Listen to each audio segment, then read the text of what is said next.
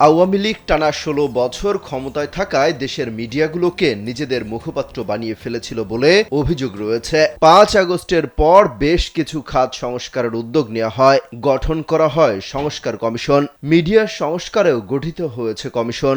২৭ জানুয়ারি সোমবার association of television অনার্সের প্রতিনিধিদের সঙ্গে সেই কমিশনের সভা হওয়ার কথা। সেখানে ডাক পেয়েছেন আওয়ামী লীগের বেশ কয়েকজন মন্ত্রী এমপি সহ বিতর্কিত অনেকে, যারা বিভিন্ন মিডিয়া হাউসের মালিক। এ নিয়ে তীব্র সমালোচনা শুরু হয়েছে।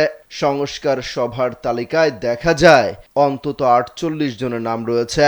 সেখানে সংস্কার কমিশনের সদস্য ছাড়াও আছেন শেখ হাসিনার সরকারের সাবেক তথ্য উপদেষ্টা ইকবাল সোবহান চৌধুরী, তার সাবেক মন্ত্রী নওফেল, সাবেক শিল্পমন্ত্রী কামাল মজুমদার, সাবেক মন্ত্রী গাজী গোলাম দস্তগীরের ছেলে, হাসিনা পরিবারের সদস্য শেখ কবির, এটিএন বাংলার ডক্টর মাহফুজ, গান বাংলার তাপস সহ বিতর্কিত অনেকে। কেন তাদেরকে ডাকা হচ্ছে বা তালিকায় তাদের নাম কেন, এ নিয়ে প্রশ্ন উঠেছে।